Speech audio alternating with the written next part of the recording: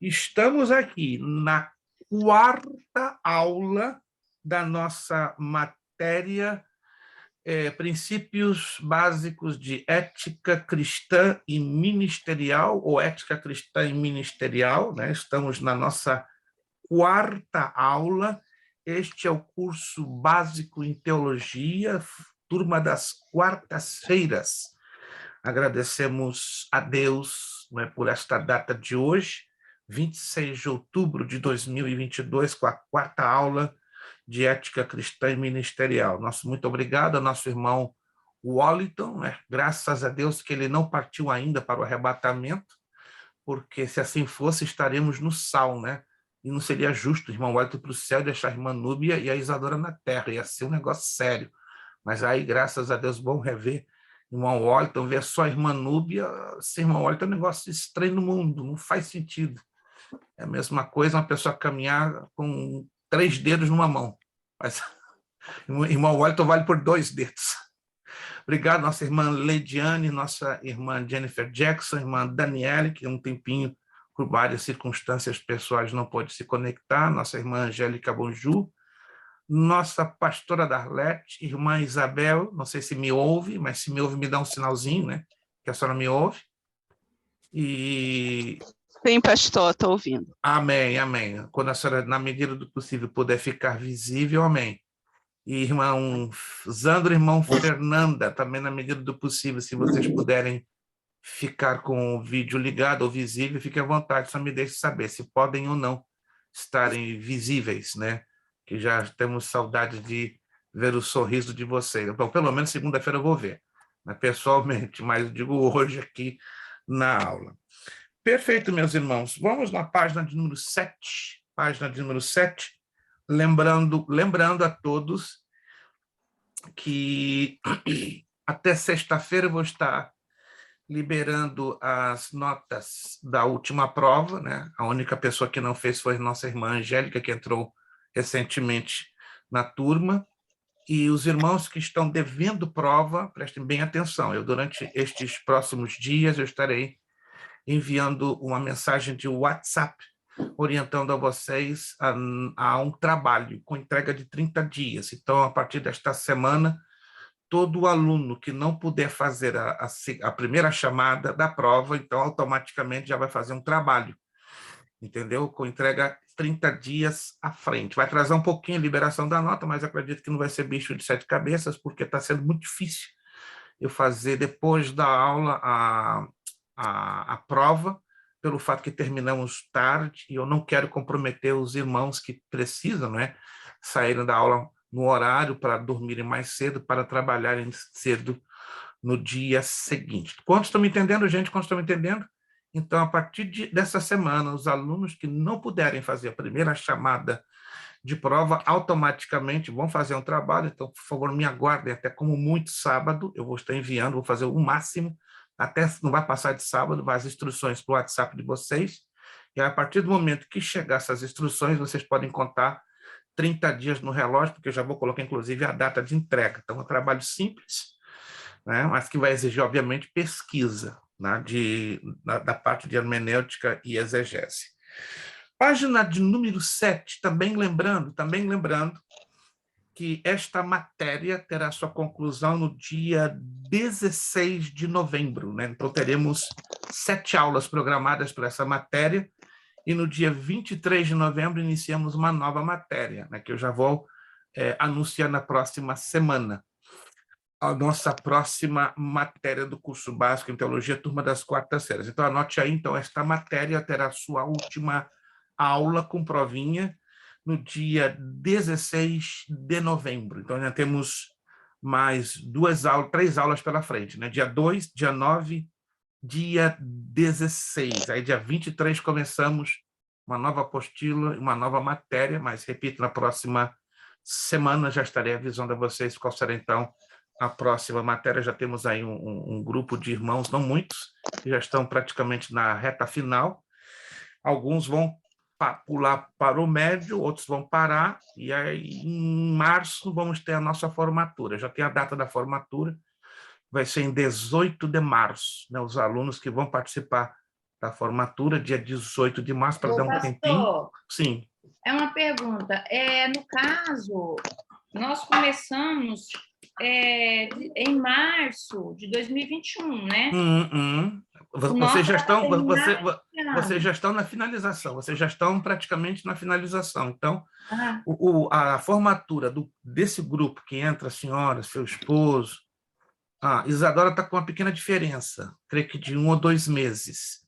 Entende? Então, a gente vai ter, por isso que a gente vai esperar até março para fechar esse espaço de tempo, e aí a gente faz a formatura entendi. de um grupão que vai ser em torno de 40 a 45 alunos. Entendi. E nós vamos fazer em Connecticut. Por quê? Porque é um acordo que eu fiz com alguns alunos, não é uma coisa injusta, porque em outubro do ano passado eu fiz uma formatura em Massachusetts, então a gente vai revezar. Sempre assim, uma formatura em Massachusetts, uma outra formatura em Connecticut, e assim por diante. Em 2023 vou fazer 2. Então, em 18 de março eu vou fazer em Danbury, Connecticut. Já em novembro eu vou buscar lugar para atender. Até agora eu não tenho lugar, vou fazer em Massachusetts, e assim por diante, entende? Para não ser injusto com os alunos nem de Connecticut, nem de Massachusetts, né? Claro que vocês não participaram, mas em 16 de outubro do ano passado nós fizemos uma formatura com 12 alunos do básico, perdão, do médio, das turmas dos sábados, e 6 alunos do bacharel em teologia, e foi em West Boylston, perto de Worcester.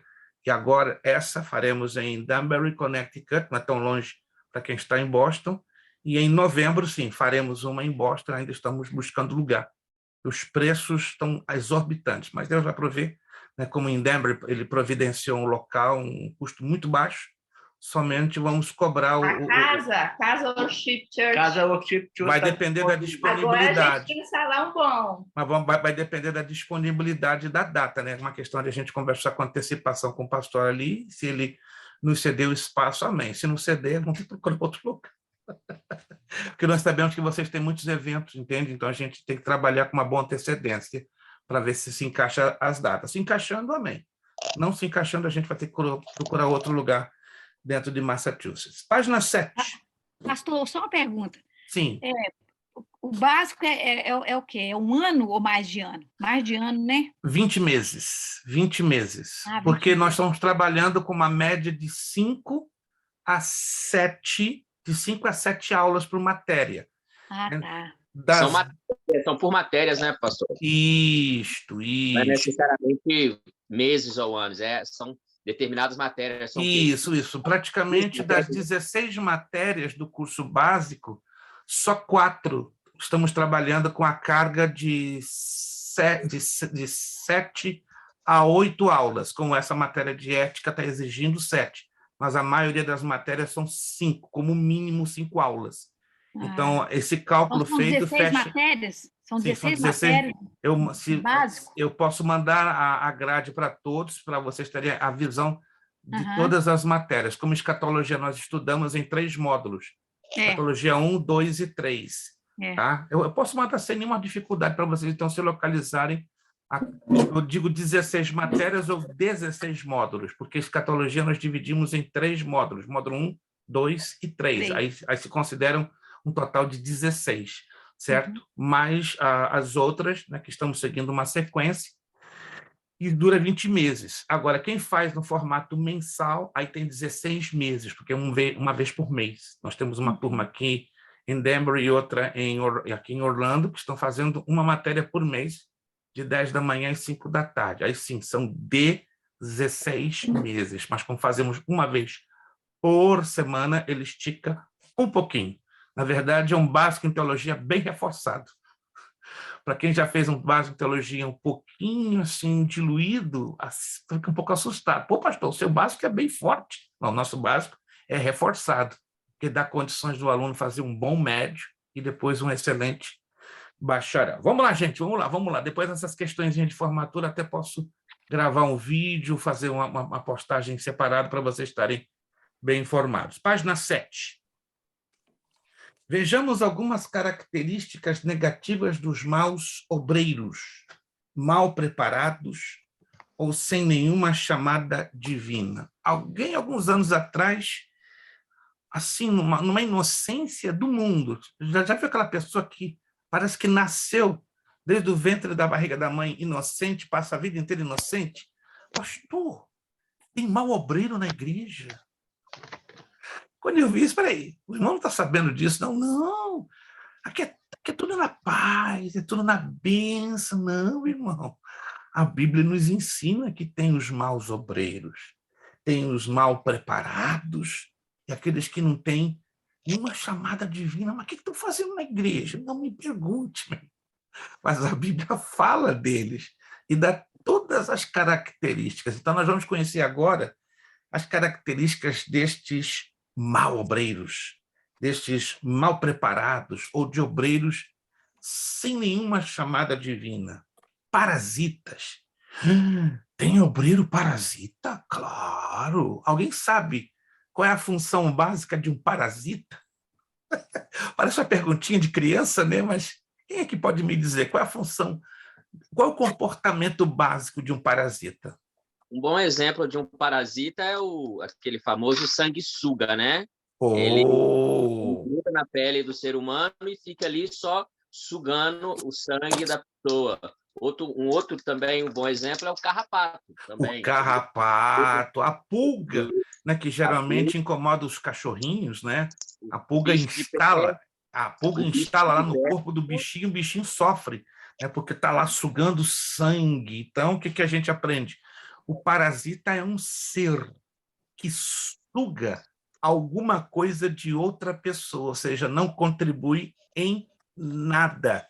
Opa, então tem obreiro que está sugando? Claro, eles nada fazem, mas tudo exigem e de todos tira proveito. E Paulo orienta Tito, Tito, o negócio é o seguinte, tu vais para Creta, lá tu vai ser pastor da ilha de Creta, mas os sanguessugas, os parasitas, estão lá. Vamos ler Tito, capítulo 2, versos 7 ao 12. Isadora até agora não chegou, deve estar trabalhando.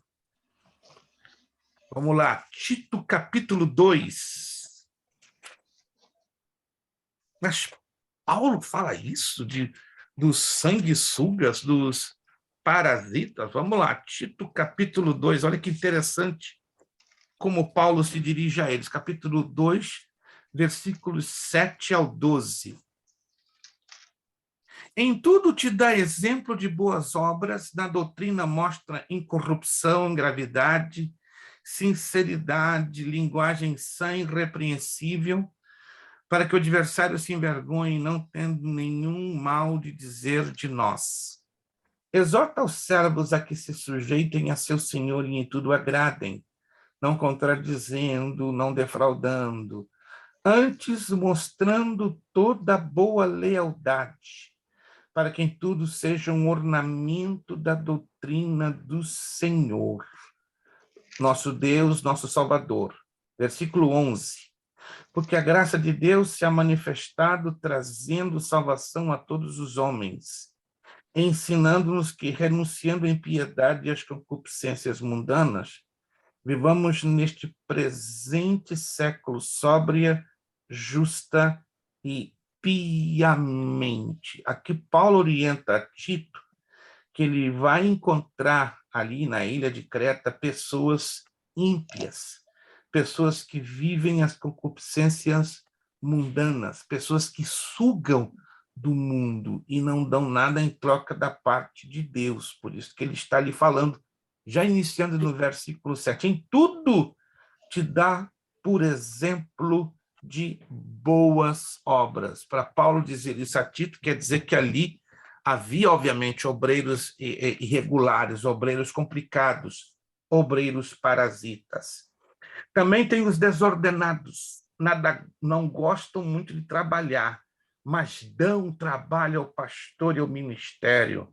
Amam agir no improviso, na última hora, gostam de fazer o negócio para aparecer, mas são os primeiros a criticar todo e qualquer trabalho organizado. Eles odeiam trabalho organizado, não é com eles jamais.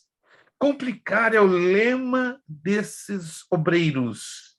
e simplificar é o seu grande inimigo. Basta ter uma gotinha de organização, eles pulam, eles ficam nervosos, eles criticam, até acusam que a pessoa é arrogante, soberba.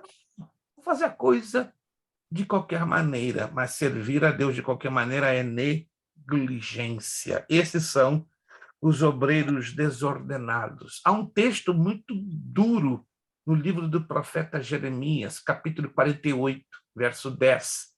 Maldito aquele que faz a obra do Senhor relaxadamente. Uma outra tradução diz: maldito aquele que faz a obra do Senhor negligentemente. Uma outra tradução diz: maldito aquele que faz a obra do Senhor fraudulosamente. Olha que expressões pesadas. Relaxadamente, fraudulosamente, negligentemente, tudo é o quê? Desorganização. Não entenda o que eu vou dizer com uma crítica, por favor, isso não é uma crítica, é uma observação. A cultura latina, infelizmente, traz prejuízos a algumas igrejas a trabalharem com organização. Por quê? Quando eu falo latino, eu não estou falando só do brasileiro, estou falando do hispano. O português se vê isso muito pouco. Eu convivi anos com uma igreja portuguesa aqui nos Estados Unidos e é uma diferença. Não estou dizendo que ela seja em nada perfeita. Por favor, não me mal interpretem. A igreja portuguesa tem problemas, né? Tem dificuldades, tem limitações, mas na área da organização é muito diferente, porque é mentalidade europeia, embora latinos, mas queiram ou não, eles têm uma mentalidade europeia, igual os espanhóis. Os espanhóis também são latinos, mas são diferentes. Eu convivi com espanhóis um tempo na Europa, e na área da organização, portugueses e espanhóis não abrem mão. Os italianos são um pouquinho mais soltos, né? Mais assim, desorientados. Mas o hispano e o brasileiro têm problema. Não entenda isso como crítica, por favor, é um problema de cultura. Mudar isso do dia para a noite é impossível, não tem como. Você não muda uma cultura assim. Para você mudar levemente uma cultura, você tomaria de 50 a 75 anos, ou seja, se toma quase uma geração inteira para mudar toda uma cultura. Jesus falou da importância da organização, ou seja, não da perfeição, mas da organização em se fazer a obra de Deus. Quero levar vocês ao Evangelho de Lucas, capítulo 14. Embora não está essa menção na apostila, não está essa referência, mas é uma das mais lindas parábolas que o Senhor Jesus nos deixou registradas. Capítulo 14, Evangelho segundo São Lucas. Várias Bíblias trazem como título a parábola da providência.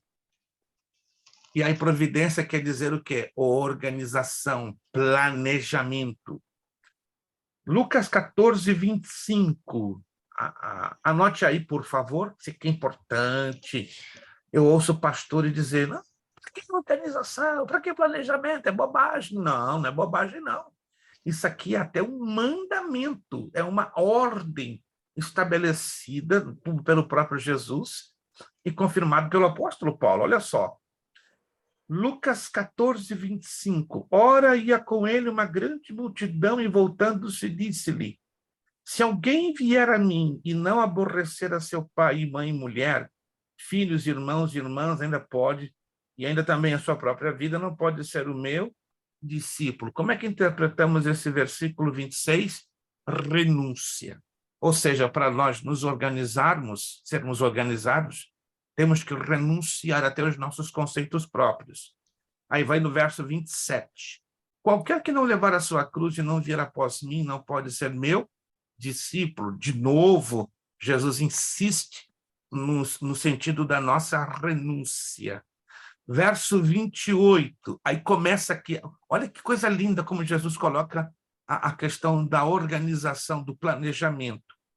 Pois qual de vós, querendo edificar uma torre, não se assenta primeiro a fazer as contas dos gastos, para ver se tem com que acabar, para que não aconteça que, depois de haver posto os alicerces, e não podendo acabar, todos os que a virem comecem a escarnecer dele, dizendo: este homem começou a edificar e não pôde acabar. Ou qual é o rei que, indo à guerra a pelejar contra outro rei, não se assenta primeiro a tomar conselho sobre se com 10.000 pode sair ao encontro do que vem contra ele com 20.000.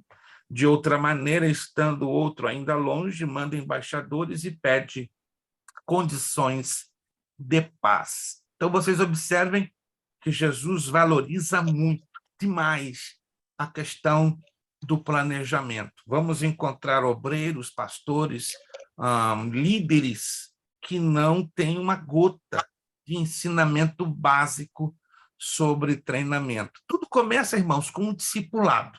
Primeiro, discipulado na vida cristã. O discipulado na vida cristã nos levará ao que chamam treinamento de líderes. E hoje eu falo com enorme pesar. São poucas as igrejas que estão se preocupando em dar treinamento para líderes. Por quê? São poucos os pastores de igreja que estão preocupados em fazer este livro se tornar um estilo de vida. Eles pensam que pastorear é assim no mais, no grito, na experiência própria. Eu posso ter uma enorme experiência, você pode ter uma enorme vivência de vida, mas o que adianta tanta vivência, tanta experiência de vida se não temos a prática da palavra de Deus? Conhecer primeiro a palavra e depois colocá-la em prática. Agora, o que mais dói são pessoas que conhecem na teoria, mas na hora de praticar tem uma enorme dificuldade. Então, anotem esse texto. Aqui o Senhor Jesus exige. O Senhor Jesus deixa claro: é necessário haver planejamento, é necessário haver organização, porque o contrário disso é um insulto, é uma ofensa ao próprio Deus, que, ao criar os céus, a terra, o mar e tudo que neles há, demonstrou que o nosso Deus é um Deus organizado. Temos os obreiros mercenários. E aí o negócio ficou complicado. Trabalham tão somente visando o lucro pessoal, seja financeiro, moral ou espiritual. Trabalham tão somente na base de trocas ou das barganhas. Hoje é moda. O obreiro está na casa de Deus ensinando troca-troca. Dê isso para Deus, que ele vai te devolver 20 vezes mais. Aonde está escrito isso na Bíblia? Se você vai dar para Deus, ele vai te devolver 20 vezes mais. Se ele quer te abençoar, se ele quer me abençoar, não é da base do que eu dou para ele. É na base da bondade dele, da soberania dele e da misericórdia dele. Não adianta você dar para Deus uma figurinha dizendo: Senhor, eu estou te dando isso aqui, ó, e eu sei que tu vai me devolver 20 vezes mais. Isso é fraude, isso é mentira, isto é heresia, isso é negociar com o evangelho. E você sabe que, infelizmente, algumas igrejas tomaram esse caminho, né? Tomaram esse caminho porque é um espírito de mercenarismo, né? Hoje em dia, não vou entrar em detalhes para não ser... A minha intenção não é ser ofensiva e nem chocar a vocês, mas é muito normal os pregadores estarem pedindo $1.000 por noite pregando, e alguns dizem: não, olha só, eu encho igreja, olha o meu nome aí, eu encho igreja. Esses dias eu recebi um vídeo de uma missionária, não vou claro, por questão de respeito ao nome dela, ela mandou um vídeo pelo Instagram dizendo: eu sou a única missionária no Brasil que tem 12.000 seguidores. Eu oro, Jesus cura, batiza com o Espírito Santo, salva e liberta. E eu estou quieto ouvindo aquele vídeo. Onde essa mulher está querendo chegar? Não tem ninguém que faça algo como eu faço. Eu sou única. Eu fui escolhida de uma maneira especial, a dedo. E se você me seguir, você não vai se arrepender, porque eu sou imitadora de Cristo. Eu fiz. Ai, papai do céu. O que ela pensa que é? Semideusa, infalível e enchendo a boca. Eu tenho 12 mil seguidores no Instagram. Então não se assuste. Se você receber um videozinho com essa senhorita, já não vou dizer o nome dela, no Brasil ela está bombando, acredite, é impressionante. Né? Eu entrei no Instagram dela, ela tem pelo menos neste vídeo mais de 3.500 views. E eu quieto comigo, mas que coisa estranha, né?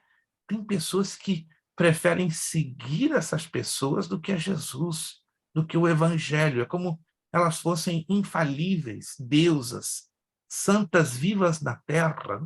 Meus irmãos, Jesus, quando esteve aqui, ele nunca buscou popularidade, aplauso.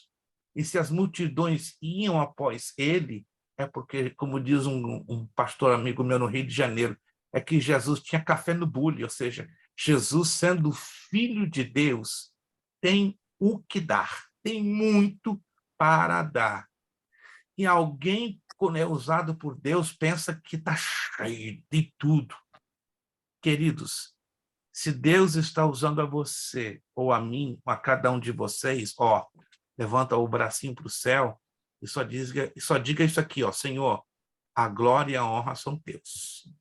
Eu não sou nada, não tenho nada, eu não posso nada. Se eu estou sendo usado por ti, é por causa do sacrifício de Cristo na cruz do Calvário, e é pela tua graça, e é pela tua misericórdia. Irmãos, quem somos nós para querermos ser melhores, não é, do que os demais, e até melhores do que o Senhor Jesus Cristo? Mas muitos hoje estão trabalhando mais por causa disso aqui, E isso está feio, irmãos. Isso está levando o evangelho ao descrédito. Está envergonhando o evangelho. E as pessoas sérias que trabalham do evangelho e vivem do evangelho sofrem. Eu conheço muitos missionários, obreiros itinerantes aqui na Flórida.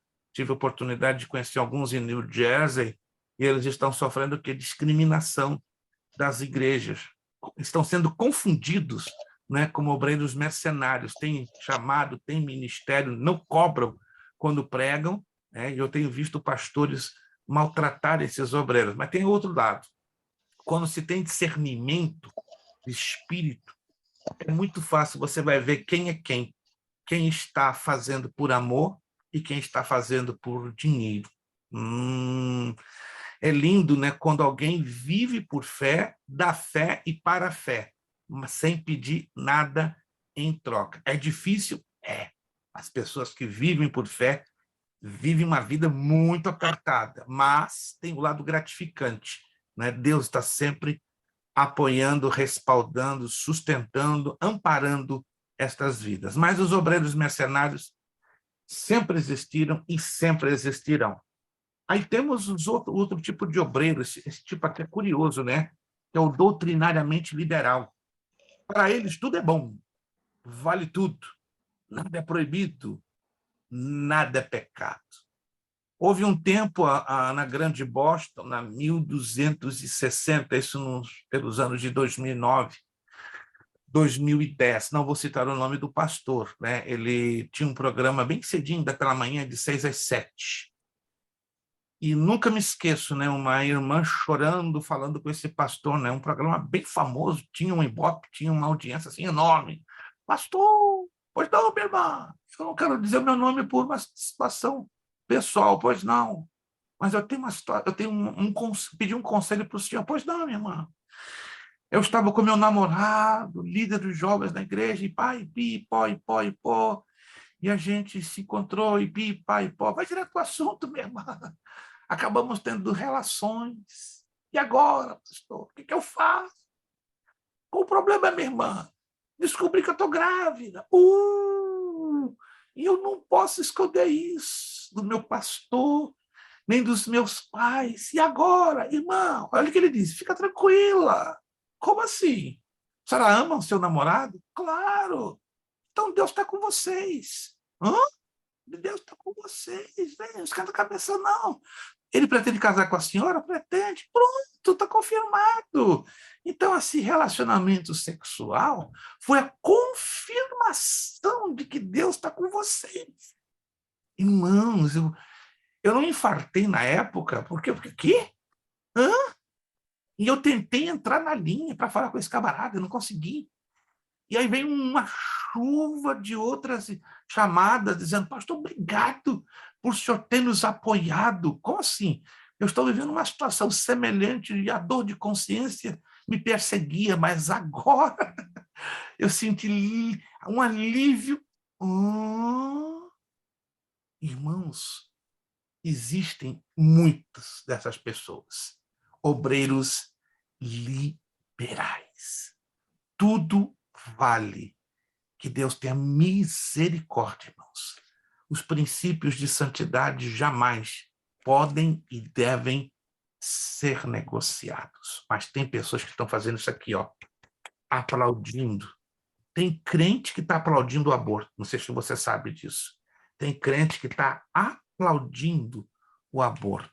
Meu Deus, o que é isso? E outros, até mesmo a liberação do homossexualismo e do lesbianismo dentro das igrejas. Realmente é o fim. Nós estamos nos encaminhando para o arrebatamento da igreja e essas coisas, infelizmente, têm que acontecer. Obreiros divisionistas, presta atenção, isso aqui é perigoso. Apreciam a dividir o rebanho com opiniões. Opinião é ruim? Não. Mas tem opiniões que temos que ficar ligados. O que ele está opinando? Mais tarde entram ideias estranhas. Depois semeia o quê? A contenda, a crítica e a insatisfação. E, por fim, causa intrincadas polêmicas jogando uns contra os outros. Eu já fui convidado por diversas vezes a participar de debates em rádios aqui nos Estados Unidos, em Nova York, Connecticut, Massachusetts, e os organizadores usavam aquela expressão, pastor, vem aqui participar de um debate. E eu deixava bem claro, irmãos, a Bíblia não é para ser debatida. A Bíblia é para ser ensinada, pregada e crida. Se eu estou debatendo a Bíblia, eu estou questionando a sua autoridade. Estou questionando a sua veracidade. Estou questionando se ela é genuína ou não. Então, não conte comigo para debate. Eu participei de 2 e nunca mais, porque é um fogo cruzado, é contenda, começa a desacatar pastor a um outro, a coisa cai no nível de baixaria, entende? Então, hoje, quando me convidam para um live ou para um programa de rádio, eu pergunto, é debate? Se é, não conte comigo, porque não estou propício a me envolver com contendas, críticas, né? Porque tudo isso, queira ou não, emana um espírito de divisionismo. Tá? Há uma diferença, quero deixar bem claro, o que é um espírito de divisão e um espírito de insatisfação, que os dois caminham um pouco lado a lado, mas há uma diferença de resultado. Por exemplo, só para vocês terem uma ideia, está na igreja um grupo, passa um tempo, um outro grupo fica insatisfeito com as atitudes do pastor ou até mesmo com o caminhar da igreja. É legítimo, entenda isso que eu estou dizendo, é legítimo e natural que possam haver pessoas insatisfeitas. E a ela lhes cabe o direito de fazerem o quê? Pegar suas malinhas, com todo respeito, sair em paz, sair numa boa, sair dizendo obrigado, Deus abençoe, não dá para convivermos juntos, então isso é se retirar, em paz. Agora, outra coisa é dividir. O que é dividir? Estou saindo, mas estou saindo levando 15, estou levando 20, estou levando 30. Isso é rebeldia. Sair em paz é uma coisa. Quantos estão me entendendo, gente? Pastor Luiz. Hum. Mas no caso aqui, nós estamos falando sobre obreiros, né? Por exemplo, de obreiros. Quando às vezes acontece essa situação com um membro, realmente ele faz isso. Ele pega a malinha dele e vai embora. O obreiro, geralmente, uma coisa que acompanha um obreiro divisionista é justamente o anterior, que é um obreiro liberal. Yeah. E a primeira coisa que ele faz é dividir a igreja. Por isso que hoje temos... Eu vou ser bem otimista, 50% das igrejas hoje são igrejas divididas. Obreiras dividiram a igreja, por quê? Porque são liberais demais e dividem a igreja. Sim, isso é o que mais existe. Mas lembra-se que há casos daqueles obreiros que, por exemplo, eu convivi com 4 igrejas aqui nos Estados Unidos. Não vou entrar em detalhes por questões éticas, tá? Mas eu posso compartilhar isso com vocês, né? Bem resumidamente. Eu trabalhei em 4 igrejas totalmente diferentes, mas com uma situação muito estranha, muito comum. Qual a situação estranha? Muito comum. O pastor estava, vamos dizer, biblicamente atravessado. Consegue me entender? Atravessado. Estava indo na direção contrária. E aí começou a trazer insatisfação. Era um homem muito egoísta, querendo tudo para si e nada para a igreja. Nós estávamos ali ajudando na área da educação cristã. Chegou um ponto que a igreja começou a se inclinar naturalmente na nossa direção. E isso começou a me deixar preocupado. Falei, opa, o negócio é esquisito. E foram passando meses até que chegaram 2 anos e eu falei com minha esposa, temos que sair daqui, porque está estranho o negócio. A igreja está indo no sentido contrário, ou seja, o pastor está atravessado e a igreja, 90% da igreja estava toda inclinada para mim. Ao ponto de um desses 4 chegar assim para mim, para minha esposa, vocês estão atraindo muito a atenção dessa igreja. Vem cá, eu sou pastor. Quem são vocês? Vocês são meus auxiliares. E você é assalariado. Qual é a sua? Eu falei, não, pastor, a minha é fazer o meu papel de levar a palavra. O senhor não me colocou como diretor do Departamento de Educação Cristã, então eu estou lutando para fazer o meu papel. E eu nada faço sem não prestar contas aos senhores. Sempre, gente, eu fazia tudo, prestava conta, relatório, mas chegou um momento que ele se sentiu ameaçado. E eu já estava vendo o final da história, o negócio não ia cheirar bem. Então eu tive que tomar iniciativa, orei a Deus, falei com minha família, ó, vamos sair fora, que está cheirando mal. E tivemos que, mas saímos na hora. 3 meses depois, 2 presbíteros desta igreja dividem o ministério. E é um negócio estranho. Mas foi interessante, né? Aí alguém disse, né? Bom, bastou o pastor Luiz Prestes sair, que a corda arrebentou de um outro lado. Eu já sabia, eu já tinha uma suspeita que tinham 2, mas não podia falar nada, gente. Vocês estão me entendendo? Que são situações complicadas, super delicadas, que força a você tomar uma posição de retirar o seu time de campo pelo bem da obra. A gente aguentou até onde pôde. Chegou no ponto, eu falei para minha esposa e para o meu filho, não dá não. Tá estranho. Então, eu prefiro sair, perdi meu salário, perdi várias coisas, mas depois eu ser acusado de divisionista porque a igreja estava se inclinando na nossa direção. Eu falei, não, estou saindo fora. E assim aconteceu 3 vezes em 3 outras igrejas, que também foram experiências bem desagradáveis. Mas Deus nos deu a graça de sair sempre questão de semanas ou meses, antes que a bomba estourasse na mão de outro obreiro. Porque, claro, não sou criança, não nasci ontem, nem sou melhor do que ninguém, mas a gente ali convivendo sabe qual é o obreiro que está querendo se aproveitar da situação para fazer isso. Entendeu? E o irmão Zandro falou tudo. E, geralmente, esses obreiros são de mentalidade liberal. Geralmente. É incrível. É como se fosse uma tabuada. Mentalidade liberal. E eu com carinho, gente, não é assim. Isso está muito liberal. A Bíblia fala assim, você coisa da sua cabeça. O senhor é dos anos 60, o senhor é antiquado. Eu falei, rapaz, esse negócio. E fica difícil conviver com esse tipo de pessoas, porque não é uma maioria, mas é uma minoria que, queiramos ou não, contamina. Aí eu dou completa razão ao irmão Zandro, né? 50% das igrejas brasileiras nos Estados Unidos, tem uma estatística, não é? Talvez o irmão Zandro já tenha lido essa estatística, são frutos de divisão, infelizmente. 50% Tem 50 que nasceram saudáveis e estão caminhando saudáveis, mas Não, 50%... eu disse 50, assim, para não ser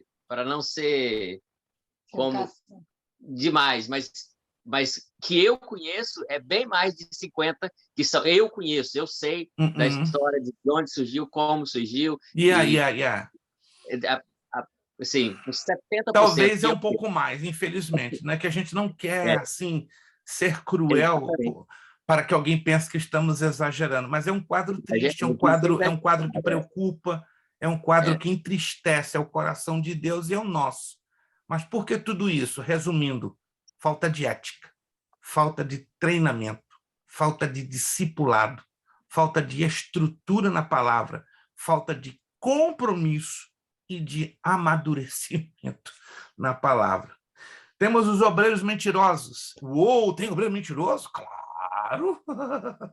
Trabalham com a contradição, manipulam com destreza os rumores, eles amam fofoca. Conhece aquele obreiro? Você sabia?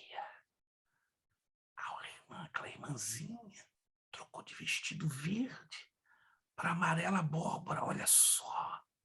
Uau, ela está parecendo uma... O quê? Olha só. Irmãos, o que é isso? Fofoca na igreja. Quem de vocês pode me dizer como a fofoca era tratada lá no Antigo Testamento? Alguém se lembra? Na lei, o fofoqueiro tinha um tratamento estranho. Vamos lá, se alguém se lembra. Rachon Halá? Rachon Halá? Não, qual era a penalidade que a lei lançava sobre aquele que era mexeriqueiro? Que a Bíblia não usa a palavra fofoqueiro, usa mexeriqueiro. Qual é o tratamento que a lei dava a essas pessoas? Elas eram tiradas e apedrejadas. Peraí, apedrejamento para fofoqueiro? Yes! Gente, a lei tratava pesado. Se hoje a lei trabalhasse, no fundo de cada igreja tinha um cemitério preparado para receber os mexeriqueiros. Já pensou? Ia ser um problema, né? Toda igreja teria que construir com umas 200 sepulturas. Deus tem misericórdia. A lei era pesada, gente. Olho por olho, dente por dente. Fofoqueou, mexericou, ganha na cabeça. A lei usava duro, mas hoje não é assim. Não, hoje é leve, mentiu, tá numa boa. Jesus perdoa. Mas o Espírito Santo fica triste. O Espírito Santo fica muito ferido. E essa é uma, não é a única razão que o Espírito Santo para de fazer milagres, para de fazer o grande mover que ele quer fazer no meio do seu povo. E esses obreiros mentirosos, eles se deleitam em ostentar o que não são de verdade. Deus tem misericórdia. Será que você conhece um obreiro assim? Você responder não. Eu conheço. E é muito fácil você conhecer um obreiro mentiroso. Tem uns que mentem tão bem que custa você detectar. Custa. Eles mentem sim com uma classe, com um profissionalismo. Mas não tem um ditado que diz que toda mentira tem perna curta, tá? Vai chegar lá na frente que o mentiroso se contradiz. Não tem jeito. Tem uns que Deus revela ali na hora. O camarada é um mentiroso. Como certa feita eu fui pregar numa igreja hispana em Bridgeport, nunca estive naquela igreja. Fui lá e tal. Que sensação horrível. Quando eu entro, começo a passar mal. Me dá dor de cabeça, vontade de vomitar. Falei, o que está acontecendo? Peguei algum vírus. Aí, quando eu levanto os olhos para o pastor, eu passo mais mal ainda. Eu falei, o que está acontecendo? Porque eu estou assim. Aí fui entender que o camarada era mentiroso. Aí eu vi clarinho no meu coração. Mentiroso, mentiroso, mentiroso. Falei, meu Deus, estou ficando doido, estou passando mal, com dor de cabeça, com enjoo, com vontade de vomitar e olhando para o pastor. 8 meses depois eu descobri que aquele homem estava desviando 50% do caixa da igreja para a conta pessoal dele, e ele, né, com um ar de santo, pedindo oferta para missões. Eu falei, pai do céu, o que é isso? Então, tem momentos que eu falo com Deus, Deus, fecha, eu não quero saber de nada, me deixa quieto, nem me revela essas coisas, porque me faz mal. Né? Porque mentira, como repito, tem pessoas que são especialistas, você não desconfia, e tem aquelas que Deus, claro, dá o discernimento de espírito e você detecta. Tem os obreiros ambiciosos, amam os primeiros lugares na igreja, são especialistas na concorrência, né? Quem vai ocupar tal cargo da igreja? É aniversário da igreja, aniversário do pastor da igreja. Aí aquele obreiro, ei, pastor, pode ser, meu irmão. O aniversário da igreja semana que vem, né? Lembra de mim. Como é que é? Lembra-te de mim, pastor. Ô, pastor, estou aqui há 25 anos. Pastor, aproveita o aniversário da igreja. Você está entendendo o que eu quero dizer? Não. Aí o pastor se faz de bobo? Não. E tem pastor que, infelizmente, né, entra na onda, né? Porque tem, eu já vi, pastor, presta atenção, eu estou aqui há 20 anos, não esquece que eu sou o melhor dizimista dessa casa. Pois não, meu irmão, eu não me esqueci, não. Eu sou o melhor dizimista, o meu dízimo é 2.000 por semana. E o pastor manipulado, o que ele faz? Ele faz a vontade do membro, que tem ele com $2.000 de dízimo por semana. Pastor, isso é corrupção? Claro que existe. Ou não? Temos que fazer vista grossa. Infelizmente existe e Deus tem a misericórdia. Tanto tem obreiros ambiciosos como líderes ambiciosos que estão ali, né, alimentando a ambição do outro, e dessa maneira cria-se um ciclo vicioso. Esses obreiros ambiciosos lutam para ter o louvor, o prestígio e a apreciação da igreja, às custas de suas desenfreadas ambições de poder pessoal, não lhes importando desta forma ferir ou ofender a quem quer que seja. Olha que coisa séria, né? E, infelizmente, sempre existiu, existe e continuará existindo. Existem alguns fatos que ocorrem por causa de obreiros desqualificados na obra do Senhor. Em verdade, o dizemos. Escute essa, você pode não concordar, é um direito seu, mas para pensar aqui comigo. Não existem igrejas más. Que isso, pastor? Claro que existe. Não, para pensar comigo.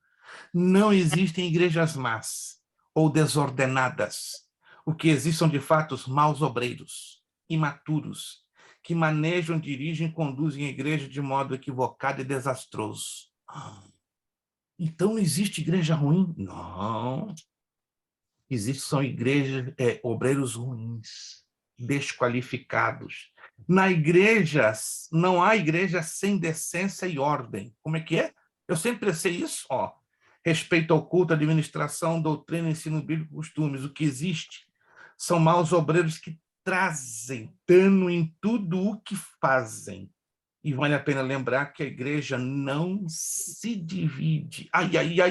Agora complicou a minha cabeça. Preste atenção, irmãos. A igreja não se divide. São os maus obreiros que causam divisões nas igrejas. A igreja não invade o campo alheio, porque a igreja de Cristo ela sabe o seu lugar. São os maus obreiros sem a menor compostura que assim o fazem em o nome da igreja. Eu conheço uma localidade no Brasil, no Rio de Janeiro, chamado Alcântara, São Gonçalo Alcântara. Você se assusta quando você for lá, se um dia você for lá, está lá ao ladinho do Rio de Janeiro, do outro lado da Baía de Guanabara. É uma igreja por quadra. Não estou exagerando, não. É o lugar do mundo onde as igrejas estão assim, tudo amontoadas. É assustador.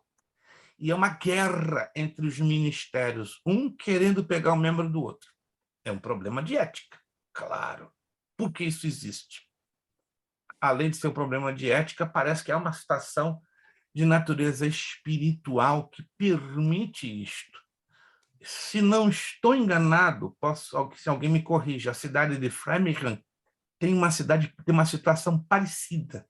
Tem uma quantidade enorme de igrejas brasileiras. Me corrija se eu estou errado. Já li uma estatística, é a cidade do estado de Massachusetts e dos Estados Unidos, que é praticamente um número gigante, não sei exatamente o número, mas são mais de 200 igrejas brasileiras só em Framingham, mas não faz sentido tanta igreja. Mas, assim, igrejas de 15, de 20, de 30, de 15, de 20, de 30. E alguém já me comentou, algumas, não todas, são tudo fruto de divisão. Que Deus tenha misericórdia. Que o Senhor tenha compaixão, porque quem sofre é o reino de Deus. Pastor, aqui em Sim. Martini deve ter uns 14, 16 brasileiros. Peraí.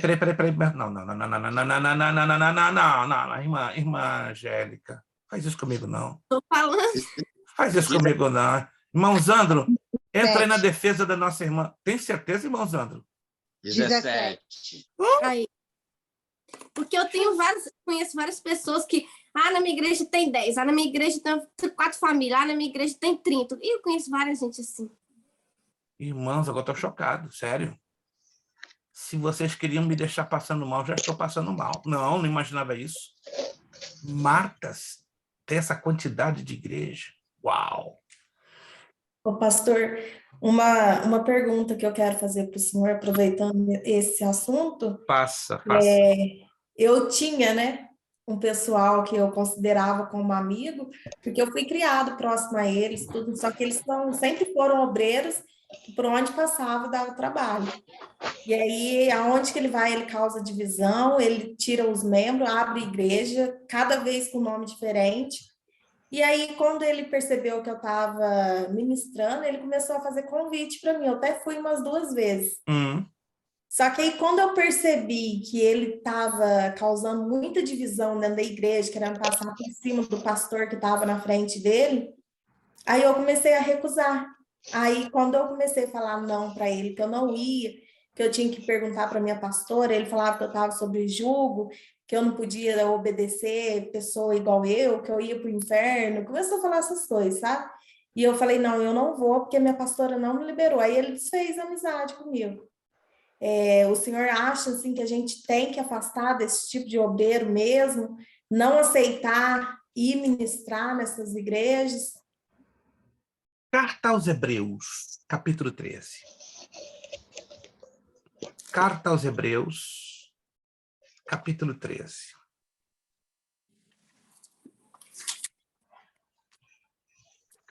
Carta aos Hebreus, capítulo 13. Vamos ler 2 versículos.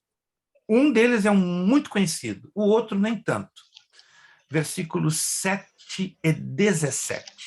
Carta aos Hebreus, versículos 7 e 17. Prestem atenção. Versículo 7.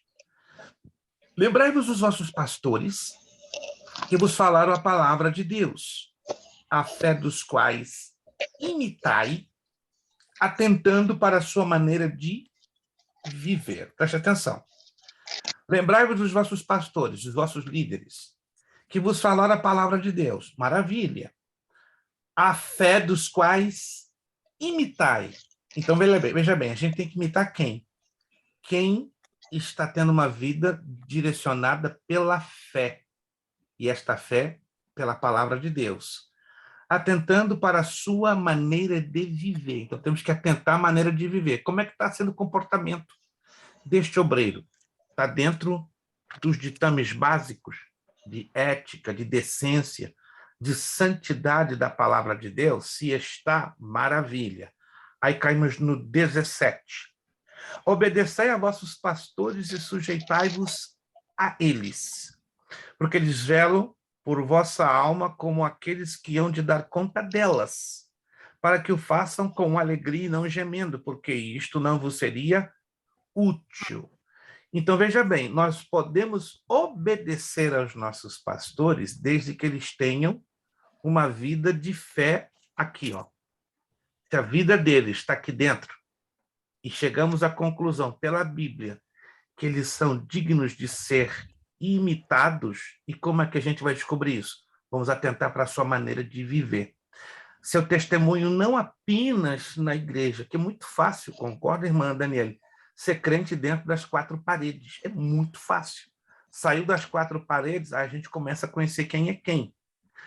Paulo também fala algo bem interessante na primeira carta a Timóteo, capítulo 5. Vamos lá, em 1 Timóteo, capítulo 5. Bem interessante isso aqui. Primeira carta de Paulo a Timóteo, capítulo de número 5. Vamos ver o que Paulo orienta sobre alguns obreiros. Primeira carta a Timóteo, capítulo 5, versos 24 e 25.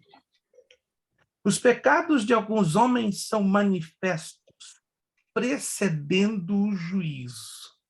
Em alguns, manifestam-se depois. Assim mesmo, também as boas obras são manifestas e as que são de outra maneira não podem ocultar-se. Tem obreiros e pessoas que já descobrimos através das suas obras quem elas são. E tem outras pessoas e obreiros a gente descobre lá na frente. Mas o Espírito Santo, por incrível que pareça, dá testemunho. Efésios, vamos lá também no capítulo 4. 4 ou 5, deixa eu ver aqui se é o capítulo 4 ou capítulo 5, fala também sobre isso. Capítulo, deixa eu ver aqui se é o 4 ou se é o 5. Efésios também fala sobre essa situação. 5, Efésios capítulo 5. Efésios capítulo 5, versículo 8. Presta atenção aqui, isso aqui é interessantíssimo. Efésios 5, 8. Porque no outro tempo erais trevas, mas agora sois luz do Senhor. Andai como filhos da luz. Paulo está bem claro. Vocês têm que andar na luz, e como filhos da luz. Porque o fruto do Espírito está em toda a bondade, justiça e verdade, aprovando o que é agradável ao Senhor. Agora, preste atenção aqui no versículo 11. E não comuniqueis com as obras infrutuosas das trevas.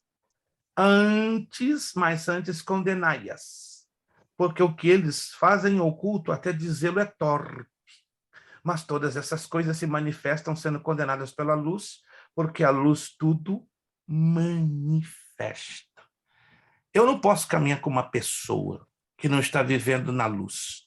Eu não posso caminhar com uma pessoa que está cúmplice com as trevas, com divisão, com fofoca. Sendo um obreiro, piorou a coisa. Não que o obreiro tenha que ser perfeito, não.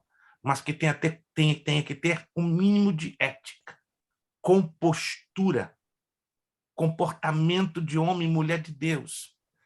Se este obreiro teve esse comportamento com a senhora, é fácil entender. É luz se chocando com as trevas. Luz, a senhora é luz. Ele, e eu não tenho medo de dizer trevas. Por quê? Porque tem um comportamento duvidoso, porque o que é luz, a luz se atrai um ao outro. Agora, luz e treva há o quê?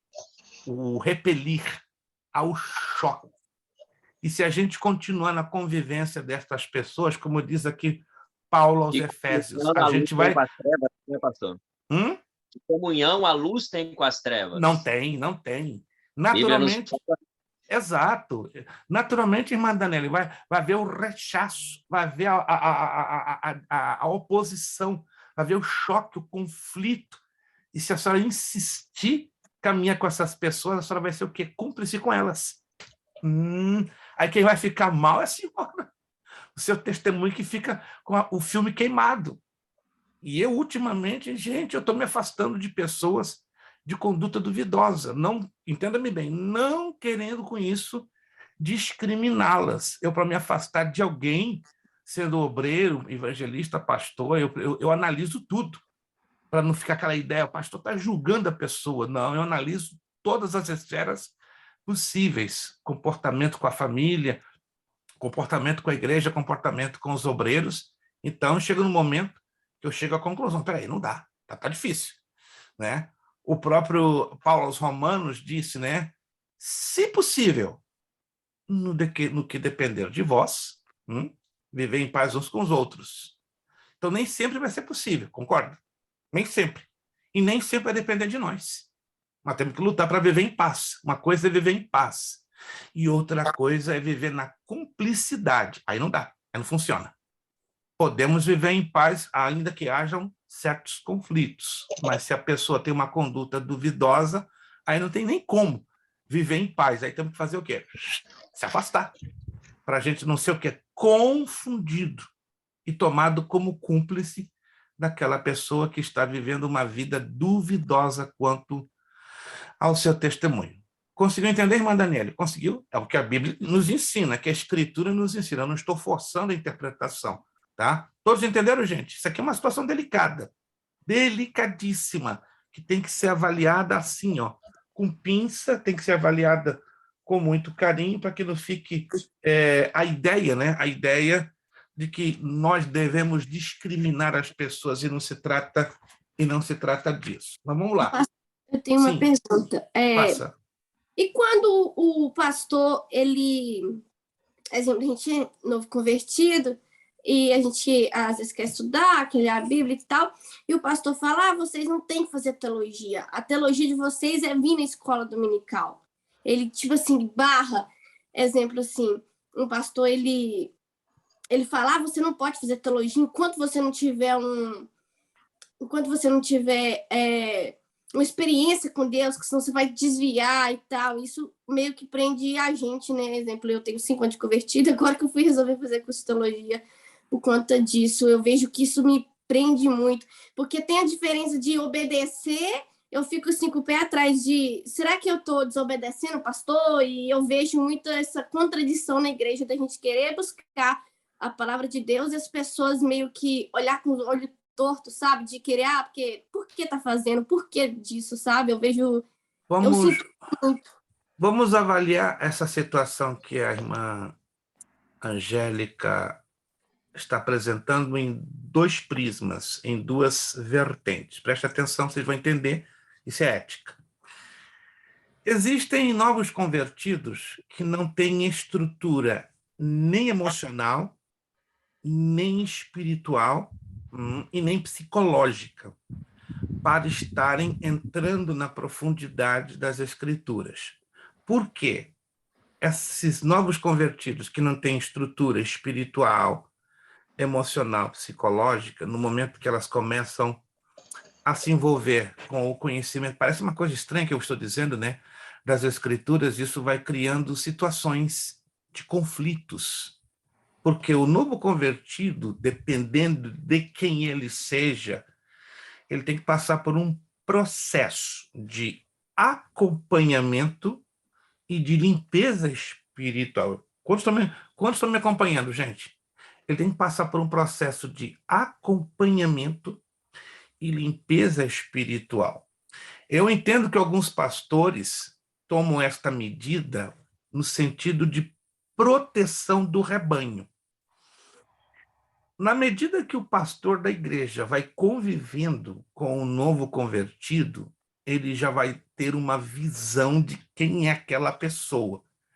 Na medida que ele vai conhecendo, se ele está dando, aí tem esse detalhe, se ele está dando o acompanhamento, se ele não está dando o acompanhamento, aí fica difícil. Concorda comigo? Fica bem difícil o pastor saber de fato qual os conflitos, as situações que envolvem o emocional, o espiritual e o psicológico daquele novo convertido. Já não quero me colocar como exemplo, que não seria ético, mas deixa eu, se vocês me permitem colocar um exemplo. Eu já pastorei 5 vezes na minha vida. E tive essa situação que a irmã Angélica me coloca, né, de 3, 4 novos convertidos quererem estudar teologia. Daqueles 4, eu cheguei à conclusão que só 2 tinham realmente condições. E os outros 2 queriam, e eu fui carinhosa, irmãos, vamos dar um tempo. Deixa eu propor a vocês, eu posso acompanhar vocês durante 4 meses? Como assim? Vamos fazer um trabalhinho de discipulado, de acompanhamento, simples, né? 1 hora por semana.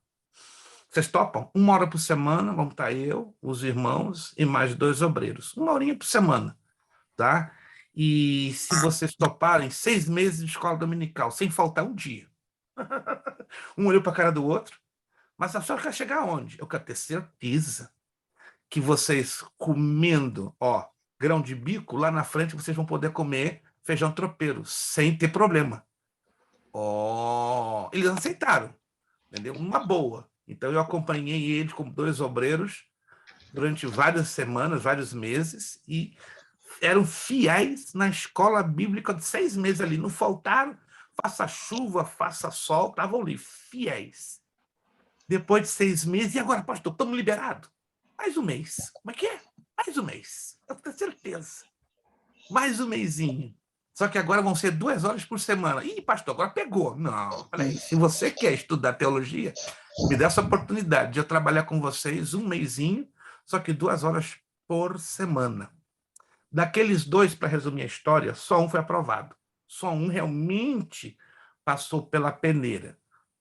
Hoje é um pastor de uma enorme igreja em São Paulo, para a glória do Senhor nosso Deus. O outro, se você me perguntar, saiu dos caminhos do Senhor, porque ficou chateado, revoltado, falou pelas costas da minha pessoa como se fosse uma pessoa injusta, mas eu já estava observando, assim, de longe, que ele ainda não estava suficientemente preparado. Então, irmã Angélica, essa situação tem 2 vertentes. Se o pastor está acompanhando a pessoa, é válido que ele traga essa abordagem como uma medida de proteção, tanto para ele como pessoa, compreende? O indivíduo envolvido, como para a igreja. Agora, se o pastor não está acompanhando, aí é mais complicado, entende? Está sendo talvez uma posição um pouco injusta, entende? Porque todos têm direito de estudar a palavra de Deus, concorda comigo? Todos têm esse direito de crescer na graça e no conhecimento. Mas se o pastor não está acompanhando, mas deliberadamente ele dá essa ordem, você não vai estudar teologia e ponto final, então tem algo estranho, tem algo errado. Aí a pergunta, obedecer ou não obedecer? Eis a questão. É difícil, eu confesso a senhora, é muito difícil, porque diante de Deus não existe proibição para isto. Não existe, não existe. Agora, tem aquele lado que eu acabei de falar. Se o pastor sabe que aquele novo convertido ele não tem estrutura suficiente para assimilar o grosso da palavra, por que não dá um acompanhamento básico? Custa alguma coisa? Não, claro, custa tempo, custa dedicação. Tente agora, igual eu, o pastor, tenho 5 anos que eu me converti. Eu não sei se eu sou nova ou estou andando ainda na fé. Aparentemente eu não posso, se for olhar, né? Mas mesmo assim eu decidi fazer. Olha, deixa eu tomar aqui um posicionamento que eu geralmente não faço isso em aula, jamais. É uma coisa bem rara o que eu vou falar aqui agora, raríssimo. Quem me conhece há algum tempo sabe que eu não sou de falar o que eu vou falar aqui agora. Quando eu conversei com a irmã Angélica, não quero fazer isso de uma situação particular trazendo em público. Eu conversei com ela uns 10 minutos por telefone. E o Espírito Santo me deu discernimento. Não, a irmã Angélica vai decolar num Boeing 747 e vai fazer um voo lá em cima. Recebo?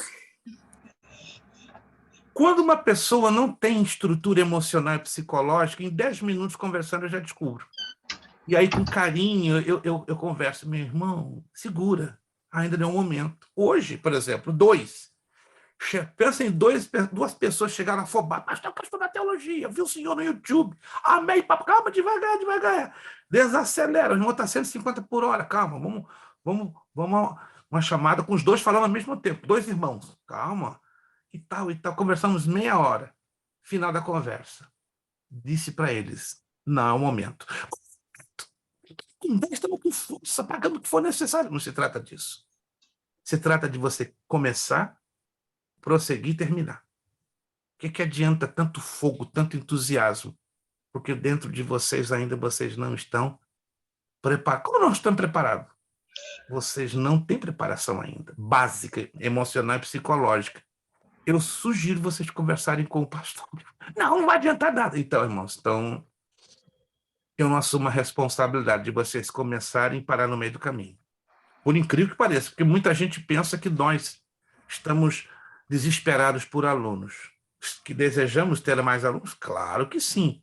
Mas queremos ter alunos que tenham convicção do seu compromisso e da sua responsabilidade. Isso aqui, gente, isso aqui é compromisso e responsabilidade diante de Deus. Não é diante de mim, não.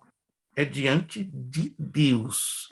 Eclesiastes 4:10 nos ensina: melhor o final do que o começo de todas as coisas. Já leram esse texto? Já leram esse texto?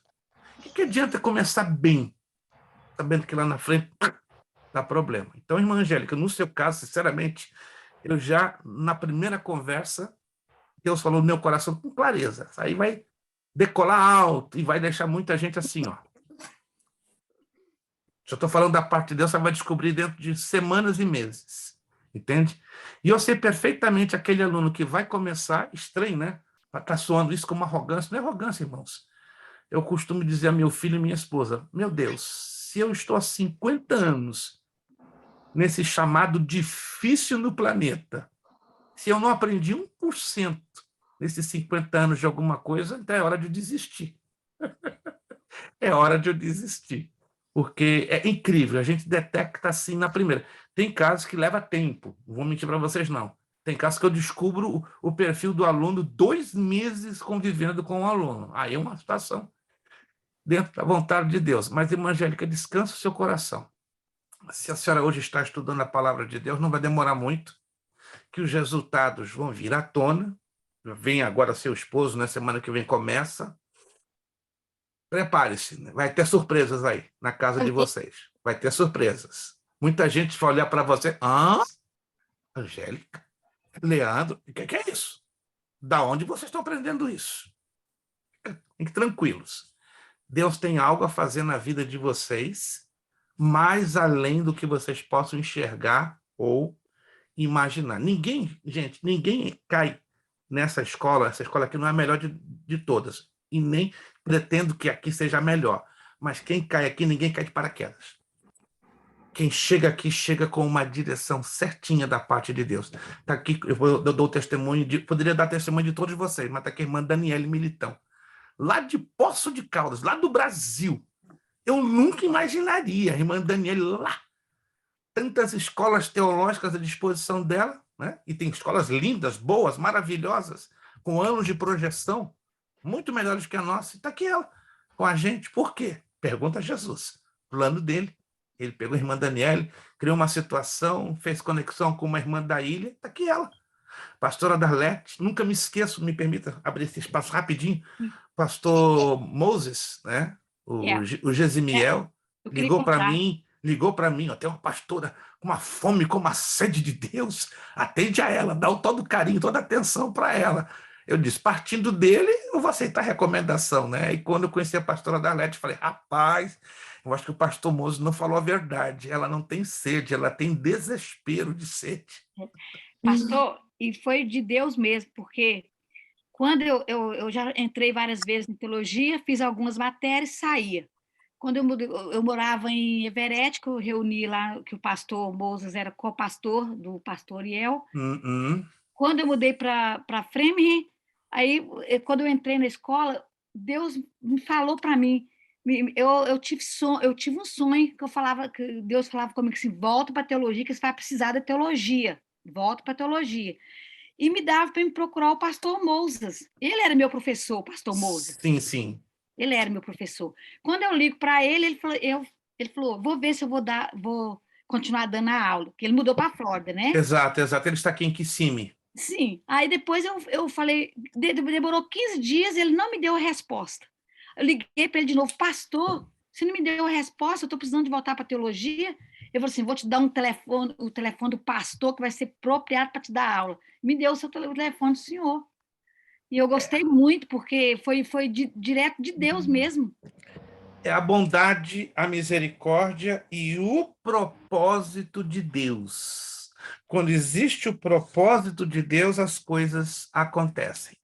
Vamos avançar, irmãos, mais 12 minutinhos. Então, irmã Angélica, descansa seu coração. Descansa.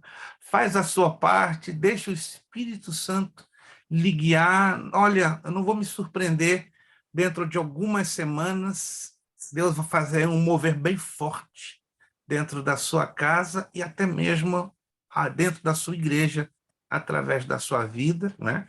E da vida do seu esposo, né? Conversei com o seu esposo, gostei muito dele pelo telefone, parece um rapaz muito inteligente, muito inteligente mesmo, então vai ser Batman e Robin, né? Talento, pastor, eu falo com ele esconde talento, porque eu sou, assim, bem mais... não mais ativa, como é que é? Mais animada, e ele vai mais fechado na dele. Eu percebi, a irmã é mais elétrica, ele é mais devagarzinho. Sim, você não precisa conversar comigo, mas eu converso com você. E ele não, se você não conversar com ele, ele fica assim, não conversa Igualzinho, eu e minha esposa. Minha esposa é o fogo, eu sou a água. Por isso que a gente se dá bem, gente. 30 anos, no ano que vem, a gente vai fazer de casado, né? A água e o fogo, né? Quem conhece aqui a minha esposa, a irmã Nubia, irmão Wellington, sabe, né? Minha esposa é o fogo, eu sou a água. E quando ela está muito quente, eu jogo uma esguichada dela de água, ela esfria. Mas quando eu estou muito vazio, muito frio, minha esposa me dá um fogo que eu vou lá em cima. Mas assim mesmo, graças a Deus. Vamos lá.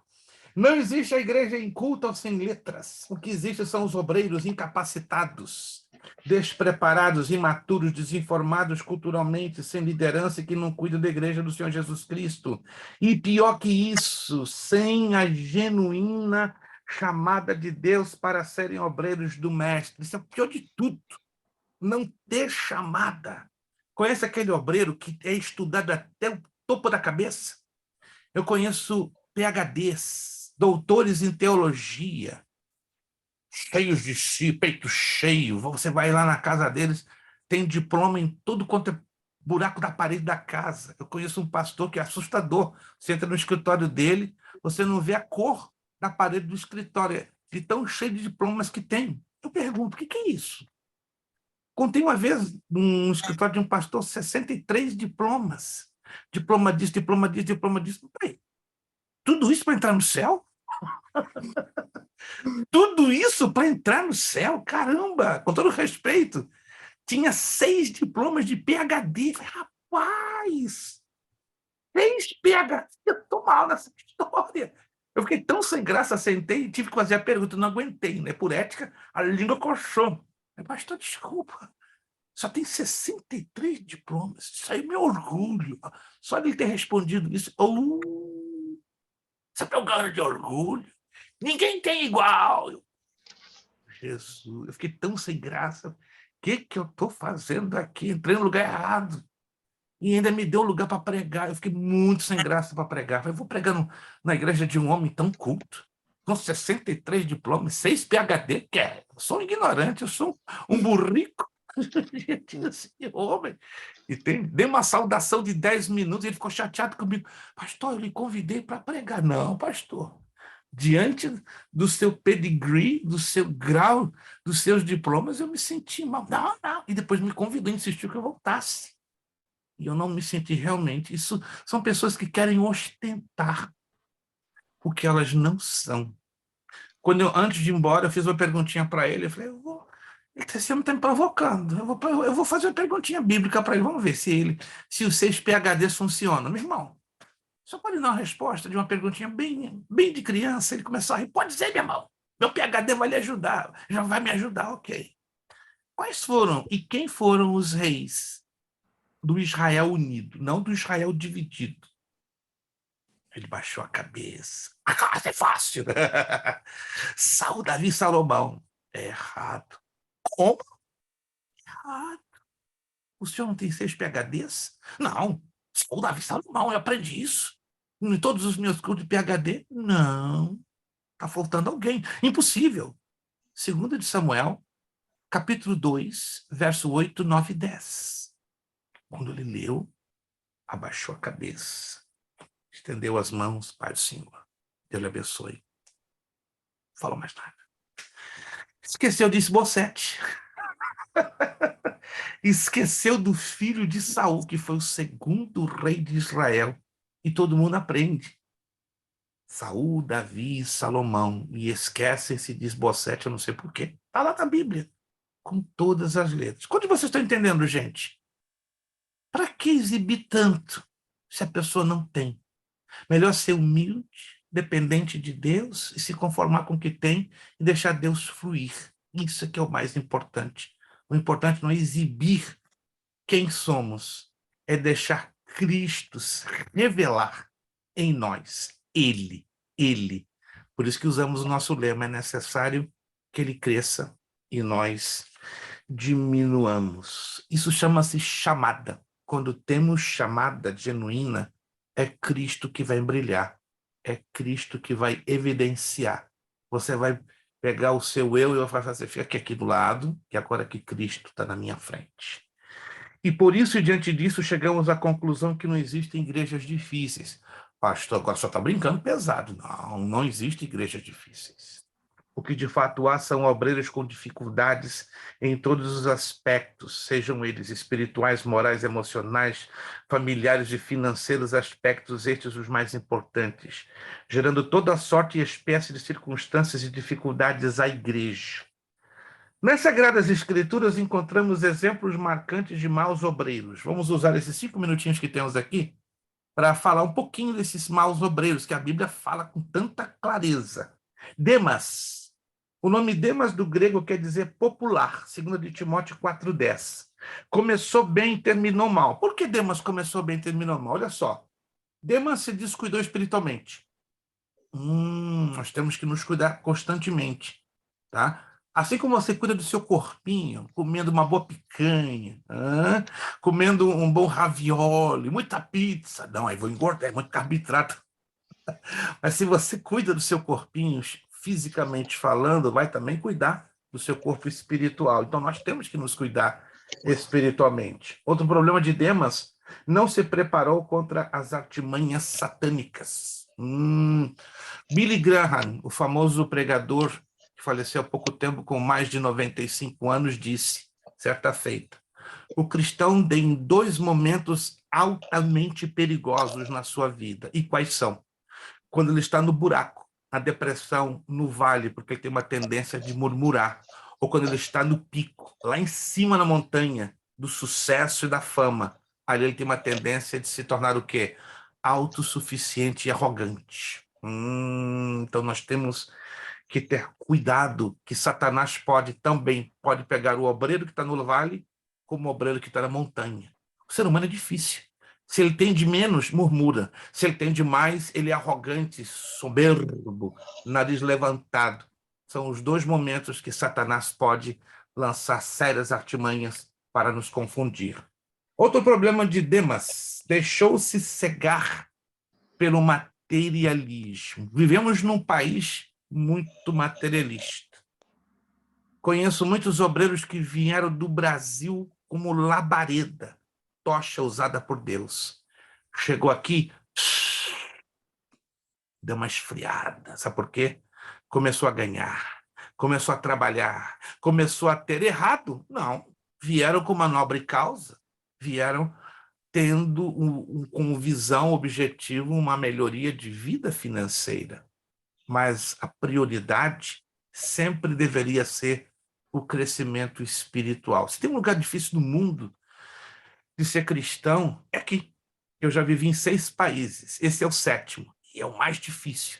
Você tem que ter muita convicção da tua vida, do teu relacionamento com Deus. Sobretudo quando você tem uma certa profissão, correto? Que vai te dar um bom ganho financeiro. Porque a tendência, e isso me corrija se eu estou errado, qual é a tendência quando a pessoa tem um excelente ganho financeiro? É esfriar o lado espiritual. Mas graças a Deus que ainda tem aqueles que têm consciência. Inclusive, até alguns vieram para cá buscando o financeiro e aqui encontraram Jesus. E aí valorizam mais Jesus do que o financeiro, porque sabem que se o financeiro chega é por causa de Jesus, não é por causa da sua capacidade ou da sua força. Esse foi o problema de Demas. Temos Diótrefes, virando a página. Diótrefes. O significado do seu nome no grego é nutrido por Zeus. Zeus é o deus máximo da mitologia grega. Diótrefes também começou bem e terminou mal. Por quê? Porque Diótrefes era exibicionista, gostava de chamar a atenção de todo mundo. Conhece aquele obreiro que entra na igreja? Tô aqui! Parece que está com a melancia pendurada no pescoço. Tô aqui! Faz questão que todo mundo o cumprimente. Ou já viu aquele obreiro, com todo respeito, já cansei de ver nas igrejas, né, que tem os púlpitos, cheio de obreiro, aí chegou o obreiro, o púlpito já começou 10 minutos depois, né? Já está cantando um hino, ou do cantor cristão, ou da harpa cristã, e o púlpito está com 15 obreiros. Aquele obreiro, em vez de chegar quietinho e sentar no púlpito, sabe o que ele faz? Cumprimenta todo mundo. Já viu isso? Mata o culto. Está ali uma pessoa dirigindo um hino, está ali o obreiro lá atrás. Pega a mão de todo mundo, arrebenta com o culto. Ele se torna o quê? O exibicionista. Está chamando a atenção. Cheguei, gente, cheguei. Ele pensa que está fazendo bem, sendo educado e cumprimentar as pessoas. Não, ele está chamando, ele está quebrando a continuidade do culto. Chegou atrasado, quer subir no púlpito? Vai lá quietinho, senta, fica quieto. Pronto. Terminou o culto? Aí abraça, beija, faz o que você... Grita, esperneia, mas não no andamento do culto. Isso é falta de ética. Outro Graças a Deus que na igreja onde eu sirvo ao Senhor, se o obreiro não chegar meia hora com o período de ação, ele nem sobe no púlpito. Que vitória, irmão! Sério, irmão Zandro? Não sobe no púlpito. Não, eu vou ter que ir no culto e Nossa, ficar... que benção, hein, irmão Sandro? Irmão Zandro, Aí, gostei, hein? Vamos combinar o seguinte, eu tenho que acertar, então, um culto, não preciso pregar, não. Eu fico sentadinho lá atrás. Só isso. Vou de jeans e camiseta, vou de jeans rasgado, camiseta e tênis, só para eu ver isso. Eu acredito só para... Eu só quero ver lá sentadinho, vou dar glória e vão pensar que eu sou doido. Aleluia! Que coisa linda! Muito lindo. Isso é ordem, isso é decência, isso é valorizar reverência na casa de Deus, isso é ética, glória a Deus. Tem igrejas ainda que lutam por ter reverência. Vamos lá, outro problema de Diótrefes. Uma igreja que eu estava há um tempo atrás, uns 10 anos atrás, o vice-pastor, ele abria o trabalho e dava entrada ali no trabalho ali. O pastor, que era o pastor dirigente local, né? Ele chegava 7:45 e fazia isso aí, o pastor, dirigente da igreja. Sério? Quem abria o culto era o vice-pastor, e ele chegava na hora para pregar. Chegava faltando 15 minutos para pregar. Não Desse acredito. jeito. Não existe isso, irmão. Que isso? Isso é um desrespeito a Deus, a igreja e o grupo dos obreiros. Meu pai, com todo respeito, eu falo isso. Isso não é ética. Isso é bagunça. E as coisas de Deus têm que ser feitas com ordem e com decência. Outro probleminha de Diótrefes era um perigo na língua. Conhece aquele obreiro que pensa que está sendo sincero, fala o que vier pela boca? Calma, calma, calma. Nem sempre sinceridade quer dizer falar tudo que pensa. Temos que dosar isso aqui, ó. Temos que ter um cuidado de dosar isso aqui. Nem de mais, nem de menos. Mas Diótrefes era demais. E outro problema de Diótrefes era de caráter, temperamento desagradável e dominante. Leia lá depois com calma o versículo 10 de 3 de João. Pensa num camarada dominante. Ele queria ser o dono como diz, do pedaço. Ele queria ser o alvo das atenções. E era de caráter difícil. Sabe aquele obreiro que é difícil de você conviver? Você convive pela graça, pela misericórdia, pelo amor ao rebanho, para não trazer tumulto? Assim era Diótrefes, e assim temos, infelizmente, né, no meio das nossas igrejas. Na próxima aula, nós vamos continuar conhecendo os obreiros complicados. Judas. Você esqueceu de um aqui, pastor. Como é que é? Você esqueceu de um aqui nessa lista aqui. Qual? O latoeiro. Alexandre Esse aí é um perigo, eu vou falar um pouquinho dele. Eu não esqueci não, porque isso aí dá pano para manga para falar desse camarada. Esse camarada aí, vamos dizer assim, foi o tormento da vida do apóstolo Paulo. Vamos falar um pouquinho sobre ele, né? O apóstolo Paulo entregou ele para Satanás. Cara, ali foi pesado o negócio, né? A gente vai falar um pouquinho disso na próxima aula, embora não está na apostila, né? Vamos falar de Judas Iscariotes, de Nadab e Abiú, de Alexandre o latoeiro. Vamos falar dos males de alguns obreiros com respeito à igreja. Os falsos obreiros. Como é que é? Tem falso obreiro dentro das nossas igrejas? E você vai se assustar. Eles parecem bonitinhos, sorridentes, simpáticos, né? E são até usados com dons espirituais, mistério, curas e sanidades. Que isso, pastor? Agora estou assustado. Calma. Vamos entrar na escritura e você vai conhecê-los. Vamos conhecer o perfil de um obreiro e sua ética, sua vida pessoal, sua consciência de limitações humanas, vida social, vida espiritual. Gente, essa matéria vai mexer com a nossa cabeça. Já está mexendo, gente. Essa matéria é linda. É o tipo da matéria que poderíamos estudar 3 meses facinho e ainda não conseguiríamos esgotá-la. Mas, infelizmente, como o nosso curso não pode ficar tão longo, nos propusemos usar somente 7 aulas para estudar 10 1% apenas. Deixa eu perguntar a vocês. Deus falou alguma coisa com você através da sua palavra nesta noite? Falou alguma coisa? E se falou, vamos batalhar para viver na nossa vida, começando de mim, o que ele nos falou. Há um ditado que diz, né, que nós, às vezes, aprendemos mais com o erro de terceiros, até mesmo com os nossos próprios erros. Que Deus nos ajude a olharmos para estes maus obreiros e lutarmos para nós não cairmos nos mesmos problemas que eles viveram. E os nossos problemas, que possamos lutar contra eles e vencê-los, para não comprometer a pureza e a santidade da obra de Deus. Amém, queridos? Vamos, então, concluir a aula de hoje, tá? Na próxima aula, antes que eu me esqueça, vamos corrigir os exercícios, se eu ainda não corrigi, eu acredito que não, tá? O bloco 1 e o bloco 2. Anote aí, tá? Próxima aula, bloco 1 e bloco 2. Então, fique atento se você não fez ainda os exercícios do bloco 1, tá lá no finalzinho da apostila. Bloco 1 e bloco 2 é curtinho, curtinho, curtinho. A prova também vai ser mamão com açúcar, mas sem mel. Tá? Mamão com açúcar, mas sem mel. Vai ser muito fácil. Porque se eu dar mamão com açúcar e mel, aí arrebenta, né? Aí quem é pré-diabético como eu, vai dar problema. Então vai ser fácil, porque a intenção não é complicar, mas sempre facilitar para a retenção da memória de cada um de vocês. Amém? Vamos então agradecer ao Senhor nosso Deus. Eu tenho que fazer no caso 5, né? A primeira vez eu fiquei meio em dúvida agora. Isto. Deixa aqui, então, dar uma dicasinha para a irmã Angélica, não tem mistério. Vamos lá no finalzinho. O bloco 1, ele é dividido em 3 partes. Número 1, assinale com C para definir a alternativa certa. E a E a alternativa errada. Então, a irmã vai ler devagarzinho cada declaração e conferir com as partes da apostila. Como a apostila não é muito grande, eu sugiro que a irmã dê uma repassada, tanto nas partes que já estudamos, como nas partes que ainda vamos estudar, porque não tem nenhuma resposta aqui que não esteja fora do conteúdo da apostila. Como, por exemplo, aqui, ó, a palavra ética provém do termo grego mos, que quer dizer costume e uso. Se a irmã for lá atrás na apostila, vai encontrar, a resposta ali, na cara.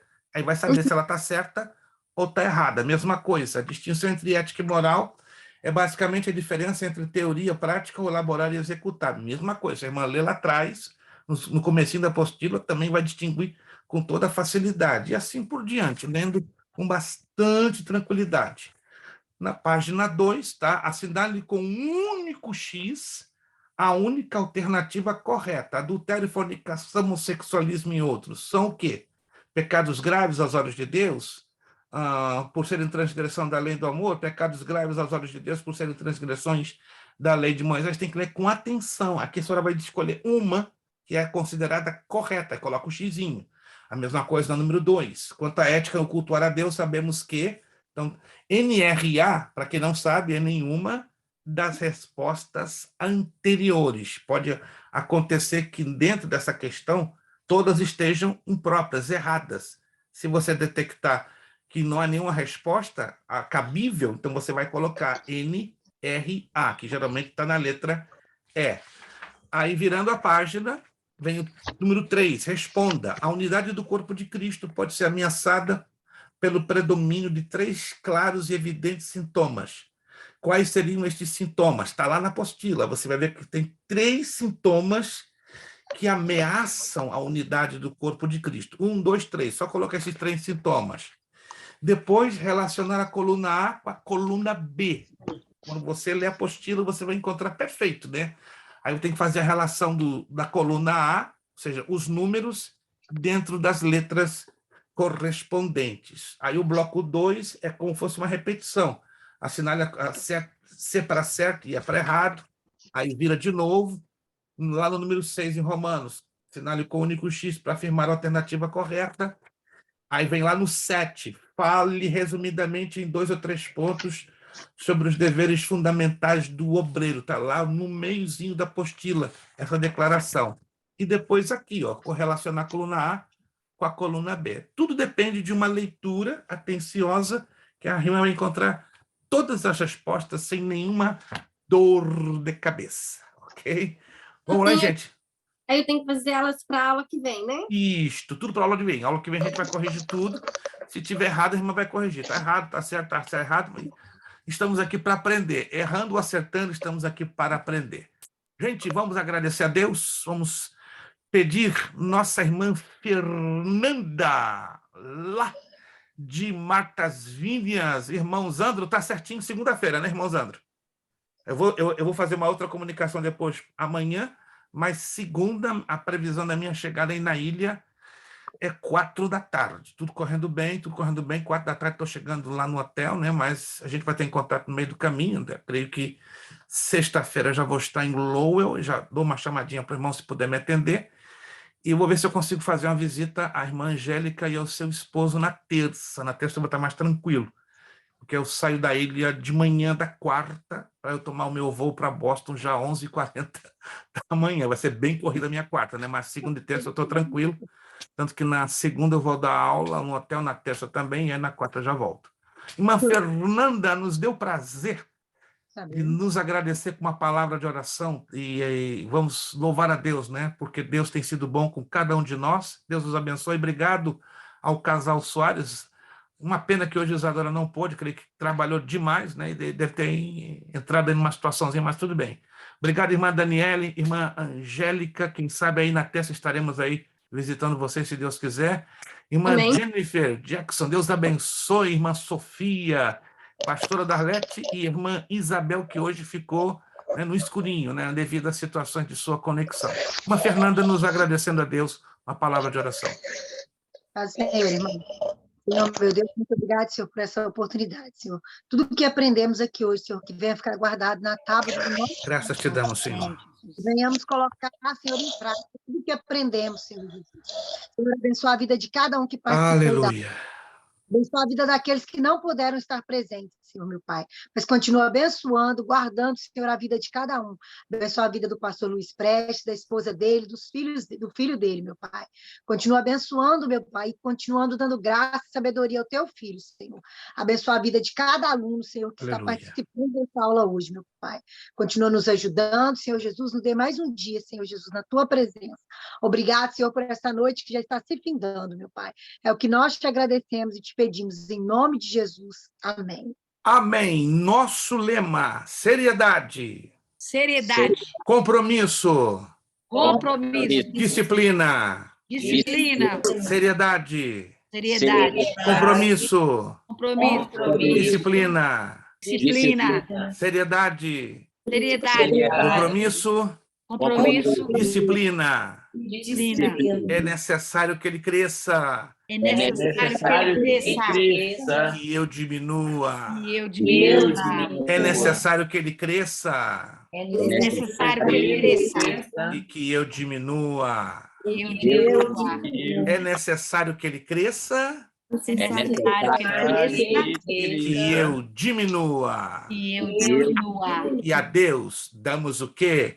A honra, A honra, a glória e o poder. Não se esqueçam, os alunos que ainda não procederam no pagamento deste mês de outubro, você tem até o dia 30, até sábado, domingo, até domingo, tá? E os valores estão já acrescidos de $10. Não esqueça, $10 a mais já para a sua mensalidade deste mês de outubro. Muito obrigado, Deus os abençoe, até a próxima quarta, e os de Martas Vinhas até segunda, vejo vocês lá. Segunda e terça, se assim Deus nos permitir. Muito obrigado. A paz do Senhor, um bom descanso, uma ótima semana, em o nome de Jesus. Muito obrigado.